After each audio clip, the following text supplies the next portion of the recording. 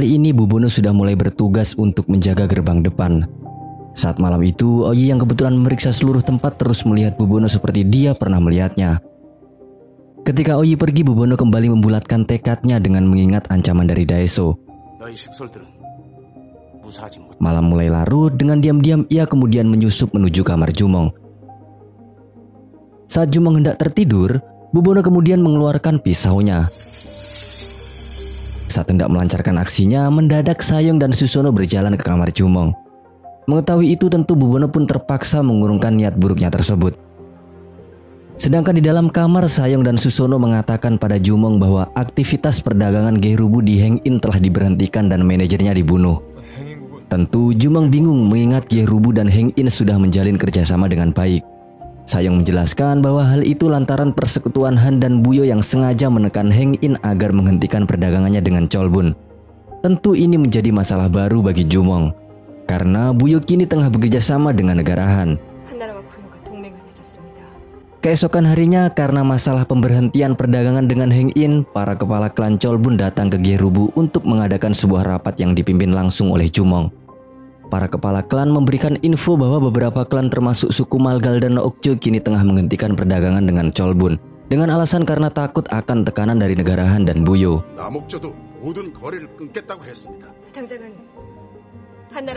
Akibatnya kini klan Cholbun tidak akan mendapatkan garam gosan dari Okjo dikarenakan larangan lalu lintas oleh Buyo. Karena tidak menemukan solusi, Jumong pun siap membawa masalah ini pada tanggung jawabnya. Song Yang menjelaskan jika Jumong ingin mengambil garam maka ia harus melewati wilayah Sunsan, yang mana wilayah Sunsan ini juga sudah dapat dipastikan akan melakukan larangan lalu lintas. Tentu hal ini menjadi masalah yang sangat sulit, mengingat klan Biryu dan beberapa lainnya tengah mengalami krisis kelaparan. Jika hal itu terjadi, maka Cholbun akan kehilangan rakyatnya karena mati kelaparan. Song Yang bahkan mengancam akan mengambil keputusan yang tidak akan disukai Jumong jika dirinya tak berhasil mengatasi masalah ini.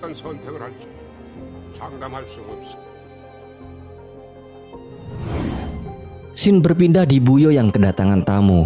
Mereka adalah para kepala klan yang bersedia untuk menghentikan perdagangan dengan Cholbun. Sangat banyak sekali yang bersedia. Namun ada satu suku atau klan yang tidak bersedia. Itu adalah klan Mau. Mendengar itu, tanpa ragu Raja Gemwa menyuruh Heukji untuk menyiapkan pasukan guna menekan klan Mau. Jika mereka tak mau menuruti perintah, maka kepala klan Mau akan dibunuh. Yang Jong memperkuat ucapan Raja Gemwa dengan mengatakan bahwa siapa saja yang menolak kerjasama dengan Buyo dan Han, maka klan mereka akan segera hancur.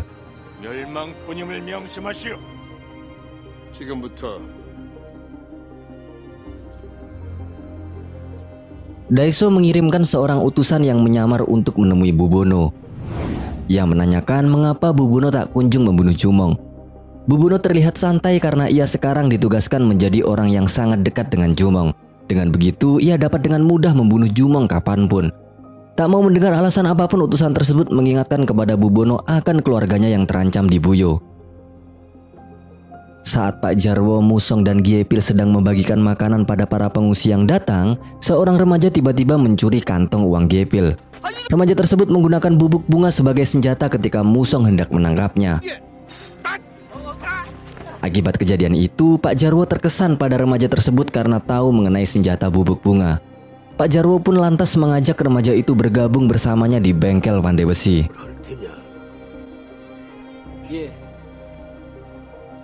Jumong dan para perwiranya mengadakan rapat untuk kesekian kali guna mencari solusi masalah makanan di Cholbun.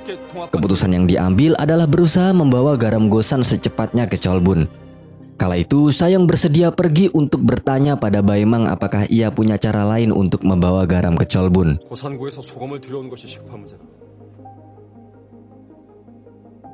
Saat malam tiba, Bubono dengan beberapa penjaga gerbang tengah berjaga malam.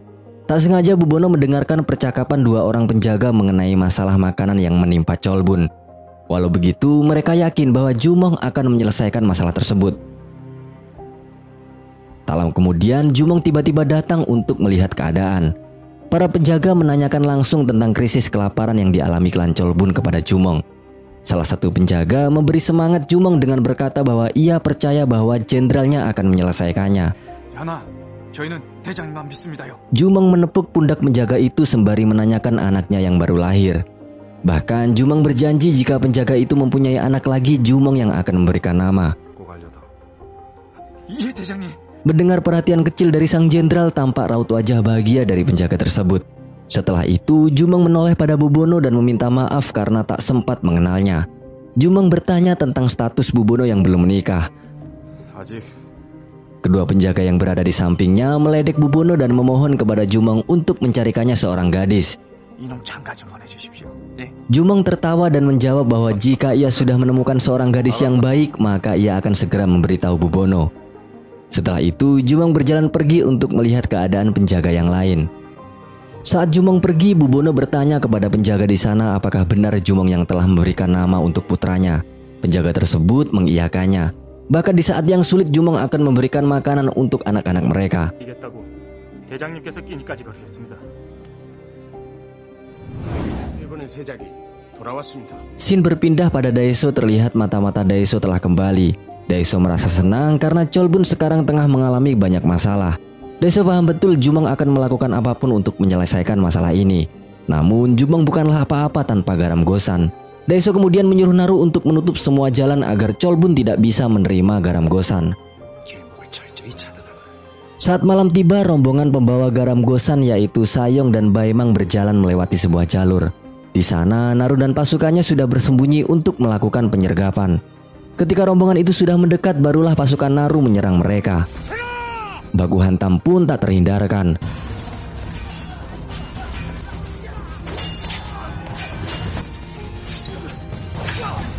Karena kalah jumlah dalam peperangan itu, akhirnya Baemang terbunuh dan Sayong berhasil melarikan diri meninggalkan garam-garam tersebut.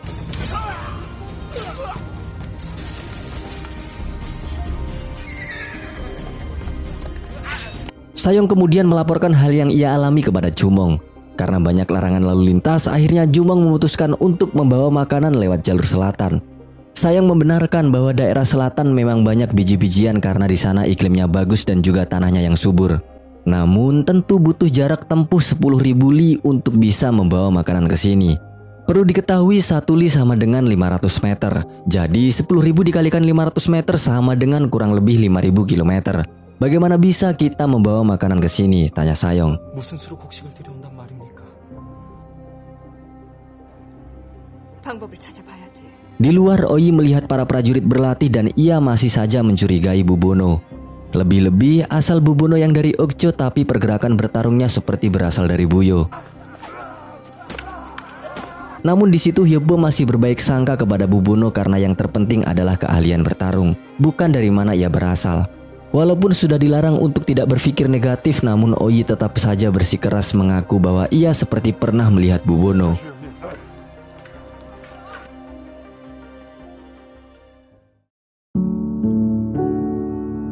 Saat malamnya, Bubono kembali mencoba menyusup untuk membunuh Jumong. Sedangkan di tempat lain, Oyi masih terus berpikir dan mengingat Bubono yang sepertinya tidak asing baginya. Oyi pun kemudian keluar dari kamarnya untuk mencari tahu Bubono dan ternyata Bubono tidak ada di depan gerbang. Oyi pun menjadi cemas dan bergegas berlari untuk mencari tahu. Sedangkan Bubono sendiri kini sudah sampai di depan kamar Jumong. Ia pun mulai memakai masker penutup wajahnya. Setelah itu ia mengeluarkan pisaunya dan membuka pintu kamar Jumong. Saat itu posisi Jumong sudah tidur. Dengan berhati-hati Bubono mengangkat pisaunya untuk menusuk Jumong. Akan tetapi mendadak Jumong bangun dan menahan pisau Bubono. Rupanya Jumong sudah menyadari bahwa ada penyusup yang masuk. Bubono pun mencoba berlari kabur, namun Jumong berhasil menghadang dan menangkapnya. Di saat yang sama Oyi datang menghampiri. Jumong dan Oyi terkejut ketika membuka penutup wajah Bubono. Mereka pun lalu membawa Bubono ke depan bangunan utama untuk diinterogasi.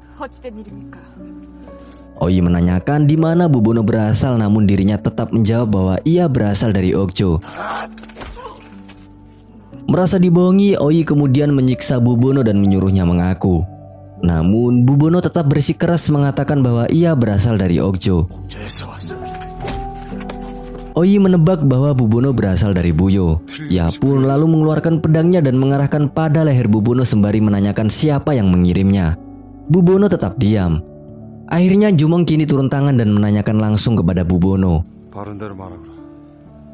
Bubono pun akhirnya berkata jujur bahwa Pangeran Daeso lah yang memerintahkannya. Bubono dengan lapang dada menyuruh Jumong untuk membunuhnya. Namun sebelum itu Bubono ingin menyampaikan sesuatu kepada Jumong. Bubono lantas menceritakan awal di mana ia diperintahkan untuk membunuh Jumong.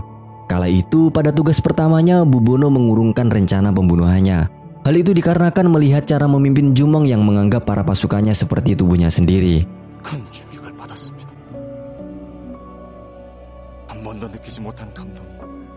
Walaupun kau adalah musuh yang harus kubunuh, namun jauh di dalam lubuk hatiku aku mengagumimu, terang Bubono. Bubono berjanji jika ia dilahirkan kembali pada kehidupan selanjutnya, ia sangat ingin mengabdi kepada Jumong. Para perwira Jumong protes karena menurut mereka itu hanyalah sebuah rayuan dan memberi usul untuk memenggal kepala Bubono dan mengirimkannya pada Daeso. Bubono mengungkapkan bahwa dia sama sekali tidak mengemis pengampunan, melainkan tujuannya membunuh Jumong dengan alasan keluarganya yang akan dibunuh oleh Daeso. Di luar semua itu Bubono mengaku bahwa ia sangat bahagia bisa mengabdi kepada Jumong walaupun hanya sebentar.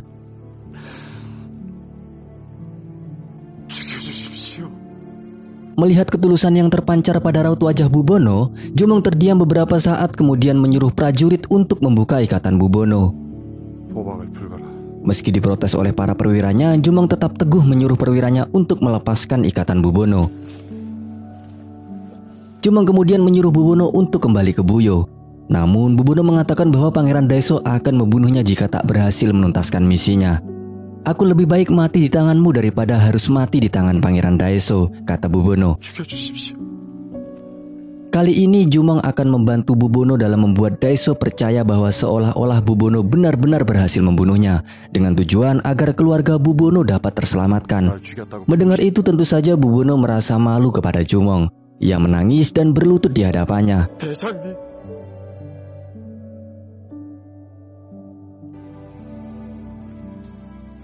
Semua orang yang ada di situ terdiam kagum melihat sifat Jumong yang pemaaf seperti Mimin.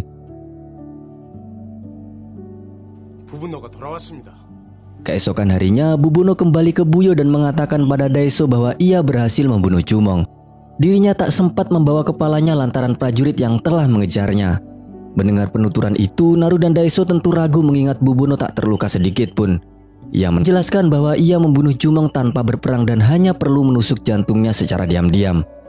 Daeso pun kembali dan menyuruh Naru untuk mengirim pesan pada mata-matanya yang berada di Gerubu guna memastikan ucapan Bubono barusan. Daeso juga menyuruh Naru untuk tetap menjauhkan Bubono dari keluarganya sampai kebenaran ucapan tersebut benar-benar terbukti.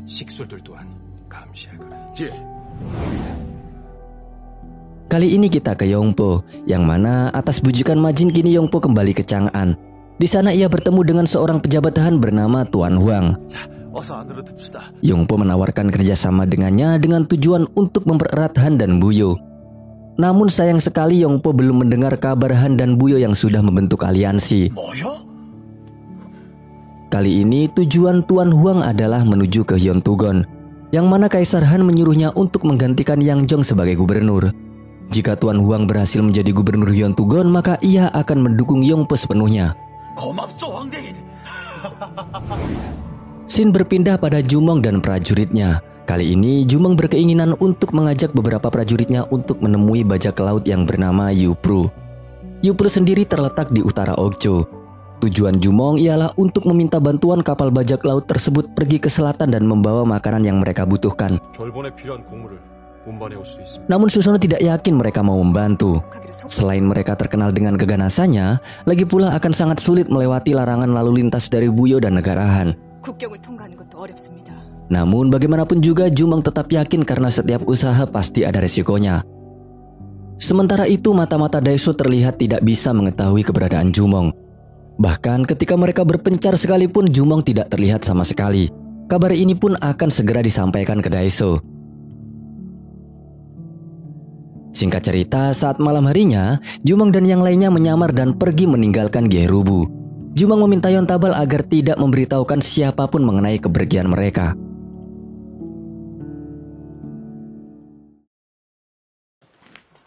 전하, 어찌 되었다 하느냐? 모습을 보이지 않는다 합니다. Keesokan harinya, walaupun sudah mendapatkan informasi dari mata-matanya, namun Daeso masih ragu mengenai kematian Jumong. Ia pun lantas meminta peramal Maoryong untuk mencari tahu apakah Jumong memang sudah mati atau belum. Maoryong pun mulai berdoa meminta petunjuk. Dalam pertapaannya ia melihat awan gelap menyelimuti Jumong dan Cholbun. Namun sayang sekali dirinya tak tahu apa artinya itu. Yang jelas kali ini sedang terjadi sesuatu padanya, kata Maoryong. Mendengar itu, Daeso terlihat sangat senang. Kabar kematian Jumong telah sampai di telinga Permaisuri Wonha. Dengan perasaan senang dan menang, ia menemui Yeohwa dan memberitahukan kabar tersebut. Mengetahui itu jelas Yeohwa dan Soya terkejut. Akan tetapi ia tidak percaya bahwa Jumong sudah meninggal. Sementara itu Daeso menemui Raja Gemwa dan menceritakan tentang kematian Jumong. Reaksi Raja sungguh susah ditebak. Apakah dia harus senang dengan kabar tersebut ataukah dia merasa bersalah? Setelah menceritakan mengenai kematian Jumong, Daeso meminta pasukan kepada Raja dengan tujuan ia akan memimpin pasukan untuk menyerang dan mengambil alih Cholbun. Raja Gemwa pun menyetujuinya. Di lain pihak, Jumong dan kawan-kawannya kesulitan melewati Okcho untuk menuju Yupru karena Han dan Buyo telah memblokade semua jalan. Kini jalan satu-satunya Jumong adalah menyerang pasukan sekutu dari Han dan Buyo untuk sampai ke Okcho. Selanjutnya pasukan Jumong bersembunyi dan bersiap menyerang markas pasukan Han dan Buyo yang menutupi jalan ke Okcho. Mereka mulai mengenakan penutup wajah dan membunuh semua pasukan Han dan Buyo yang tengah berjaga.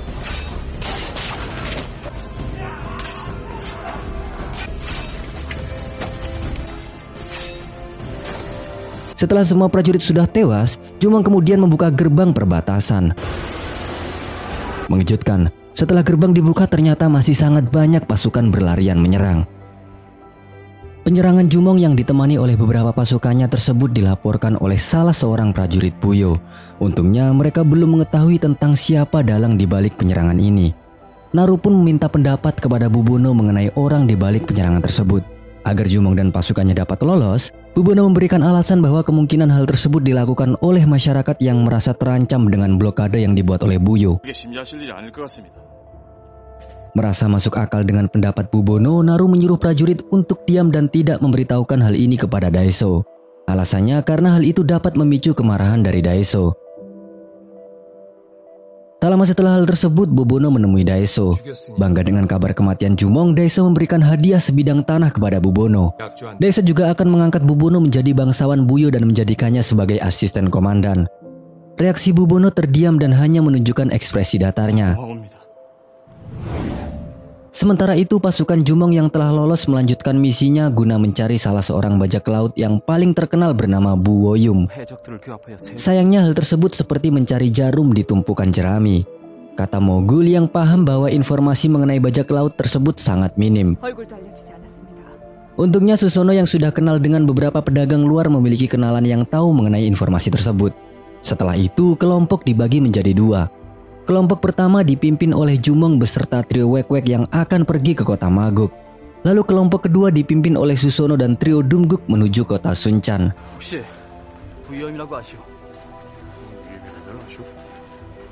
Singkat cerita, Jumong dan tim yang sudah sampai di Maguk melihat beberapa warga yang ditangkap.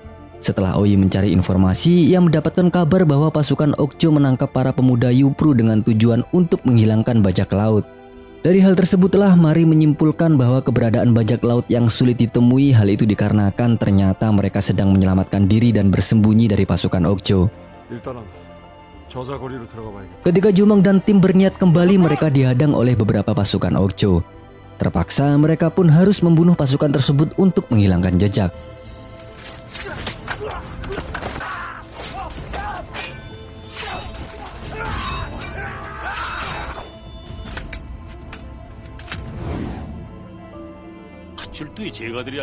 Di lain sisi, Daeso tengah mengadakan rapat dengan para pemimpin Saculdo.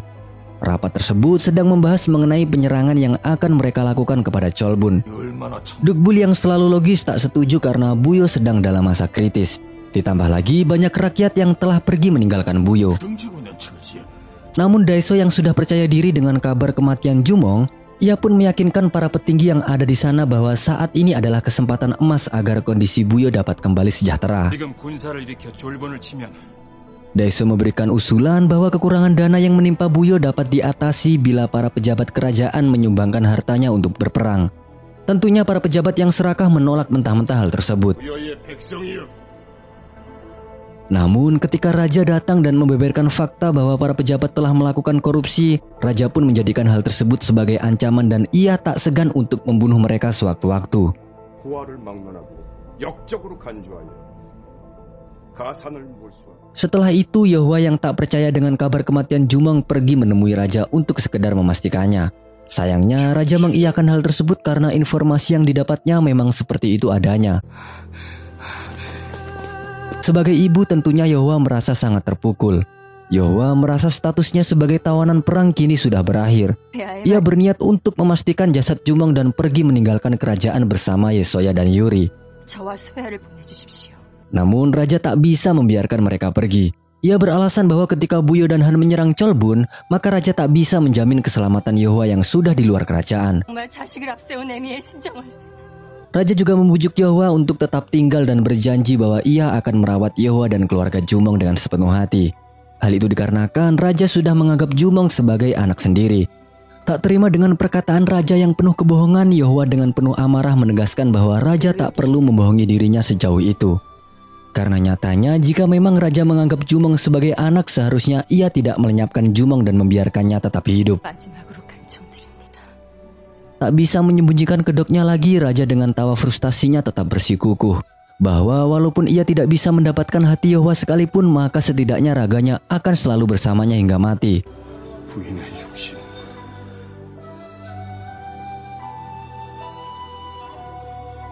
Kita kembali ke ekspedisi tim Jumong yang sudah berhasil menemukan pedagang yang pernah dibicarakan oleh Susono. Untuk segera mencapai tujuannya, Jumong mencoba bernegosiasi dengan pedagang tersebut agar informasi mengenai bajak laut Buiyum dapat mereka dapatkan. 부위엄을 만날 수 있도록 주선해 주시오. Tanpa mereka sadari, pembicaraan tersebut sebenarnya didengar oleh orang tak dikenal. Akibat itu, usainya bernegosiasi, Jumong dan tim yang pergi di tengah hutan dikepung oleh sekelompok orang asing.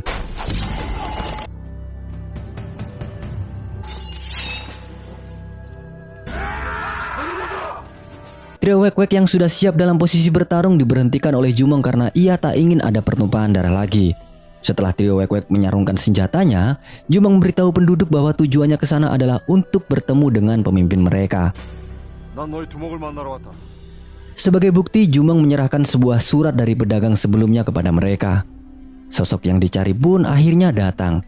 Ya, itu adalah Buiyum. 내가 부위엄이다. Tanpa basa-basi, Jumong memperkenalkan diri dan mengutarakan bahwa penyamarannya sebagai pedagang hanya untuk berdiskusi dengan Buiyum. 주몽. Mendengar pengakuan tersebut, Buiyum dan anak buahnya malah menertawakan Jumong. Sebagai orang yang memiliki banyak kenalan, Buiyum mendapatkan informasi bahwa Cholbun sedang diblokade oleh Buyo. Jadi tidak mungkin Jumong sebagai pemimpin Cholbun dapat pergi keluar. 왜 음루에 온단 말이냐? Tanpa memberi kejelasan, Mari hanya mengatakan bahwa terdapat alasan tersendiri mereka pergi meninggalkan Cholbun. Tetap tidak yakin bahwa orang yang ada di hadapannya adalah Jumong, Buiyum lantas memerintahkan anak buahnya untuk membawakan segentong arak.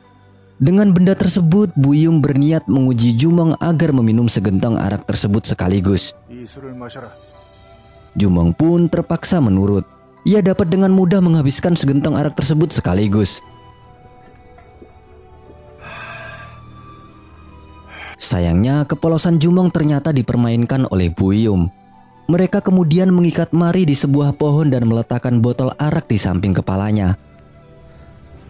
Sebagai tantangan terakhir, Buiyum ingin mengetes kemampuan memanah Jumong seperti yang dikatakan oleh kebanyakan orang bahwa Jumong pandai memanah. 아느냐? 어서 쏘라. Meminum segentong arak ternyata sangat berefek kepada fokus penglihatan Jumong yang masih kabur. Keraguan Jumong membuat para bajak laut tertawa. Tentu hal itu membuat Jumong kesal dan menyatakan kepada Buiyum bahwa ia lebih baik mati daripada harus menerima penghinaan seperti ini. Untungnya Mari sebagai perwira setia memberikan semangat kepada Jumong untuk menjalankan tantangan tersebut. Walaupun sempat ragu, Jumong akhirnya menutup mata dan mencoba fokus dengan panahnya. Dan ketika busur dilepas, ya, panah tersebut tepat mengenai botol tanpa melukai Mari. Buyum yang terkejut masih tak percaya menuduh Jumong dan tim sebagai pasukan utusan Okjo. 이놈들은 옥저의 관군들이 분명하다. Akhirnya, ujung-ujungnya Jumong dan tim pun ditangkap tanpa perlawanan. Sesaat sebelum Jumong akan ditebas, tiba-tiba beberapa bajak laut terkena serangan panah dari jauh. Akibat itu, mereka kalang kabut setelah tahu bahwa serangan tersebut dari pasukan Okjo. Para bajak laut pun fokus menyerang pasukan Okjo dan melepaskan Jumong. Walaupun sudah dipermainkan, Jumong dan tim tetap membantu para bajak laut tersebut.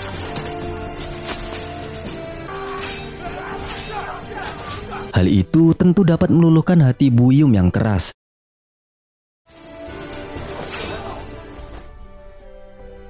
Setelah pertempuran tersebut, Susono dan Jumong berunding dengan Buyum.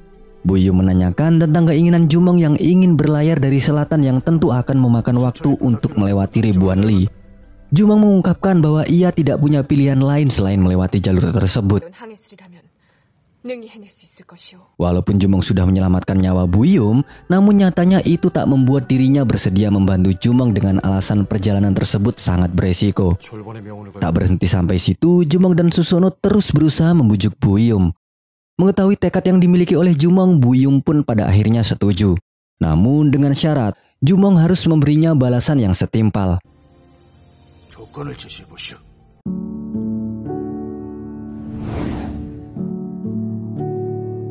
Di lain tempat, Yeohwa duduk diam di depan kamar Gemwa selama berhari-hari sampai wajahnya sangat pucat. Yesoya sebagai menantu mencoba membawakannya semangkuk bubur namun ditolak oleh Yeohwa.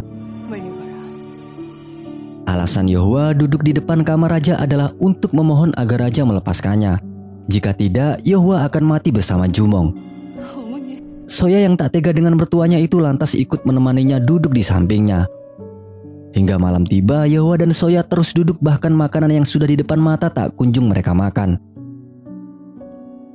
Kala itu Bubono melihat mereka dari jauh. Tak lama itu tiba-tiba Yeohwa pun pingsan. Bubono yang melihat itu dengan tegas bergegas memerintahkan pengawal untuk membawa Yeohwa ke kamarnya. Setelah itu Yeohwa diperiksa oleh tabib. Ketika tabib memberikan obat dan makanan, Yeohwa menolaknya sembari berkata bahwa ia sudah siap untuk mati. Saat Bubono hendak pergi, sempat terbesit di pikirannya apakah ia harus memberitahu Yeohwa mengenai Jumong ataukah tidak. Setelah lama berpikir, akhirnya Bubono memutuskan untuk memberitahu Yeohwa dan Yesoya bahwa Jumong masih hidup. Bubono menambahkan bahwa setelah keluarganya aman, dia akan segera mengabdi kepada Jumong. Ia juga akan memikirkan cara agar Yeohwa dan Soya bisa keluar dari Buyo.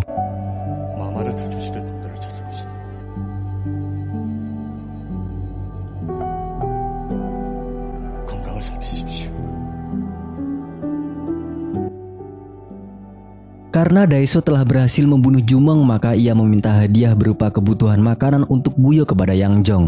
Yang Jong pun terpaksa menyetujuinya.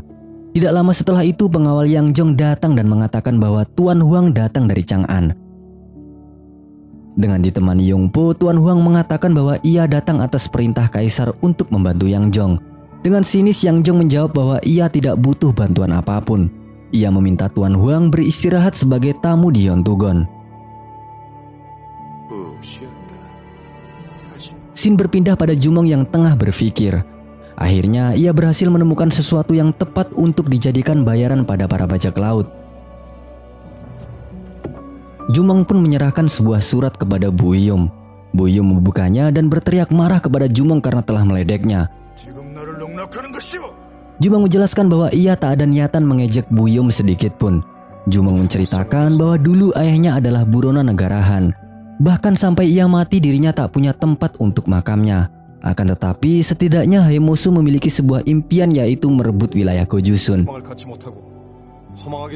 Jumong membandingkan kematian Haemosu dengan teman-teman Buyum yang sudah mati. Jumong menilai bahwa teman-teman Buyum mati tanpa tempat, bahkan tanpa sebuah impian. Inti dari tawaran Jumong adalah ia ingin membuat Buyum dan teman-temannya memiliki kesempatan. kesempatan untuk hidup sebagai manusia dan menjadi dasar negara yang telah ia buat, yaitu Goguryeo. Bergabunglah denganku, ajak Jumong. 나와 뜻을 모아 하늘 아래. Sebuah tawaran yang tentu tidak bisa dihitung dengan sebuah nilai ya guys. Jumong memberikan waktu pada Bu Wiyom untuk berpikir. 동대장의 제안을 받아들이실 겁니까? Singkatnya, setelah memikirkan baik-baik, Bu Wiyom kemudian memanggil Jumong ke ruangannya. Bu Wiyom mengeluarkan sebuah pakaian usang dan menceritakan pada Jumong bahwa ternyata dulu ayahnya adalah prajurit damul di bawah pimpinan Jenderal Hemosu. Pakaian itu adalah milik ayahnya yang dipakaikan padanya saat ia kedinginan ketika lari dari kejaran Han. 그 혹한은 맨몸으로 부러진 Bu Wiyom berlutut di depan Jumong sembari mengatakan bahwa ia akan hidup sebagai orang yang berguna. Karena impian bapaknya sama seperti impian Jumong, maka tidak ada alasan untuknya menolak tawaran Jumong. 이 한을 씻겠습니다.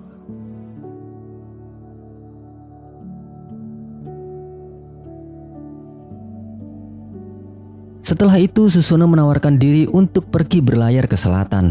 Mengetahui itu, Jumong khawatir karena perjalanan tersebut sangat berbahaya. Terlebih jika sesuatu terjadi pada Susono, maka Cholbun sudah dapat dipastikan akan terpecah. 절본은 큰 혼란에 빠질 겁니다. Namun Susono menenangkannya. Ia yakin bahwa dirinya tak akan mati dengan mudah dan akan kembali pada Jumong. 저를 믿고 맡겨주세요. Keesokan harinya para kepala klan berkumpul dan ingin bertemu dengan Jumong guna mengatasi masalah penyerangan Buyo terhadap Cholbun. Yontabal tidak bisa berkata apa-apa karena memang Jumong sudah melarangnya untuk memberitahu keberadaannya. 주몽 대장을 만나지 못하면 Para kepala klan memang sengaja mempertanyakan keberadaan Jumong karena mereka terbawa gosip tentang kematian Jumong. 중대장 죽지 않아. Hilangnya Jumong tentu membuat Songyang menilai bahwa Jumong telah melanggar janjinya untuk melindungi klan Cholbun. 있다는 약속. Songyang mengancam akan melindungi klannya dengan caranya sendiri. 갑시다.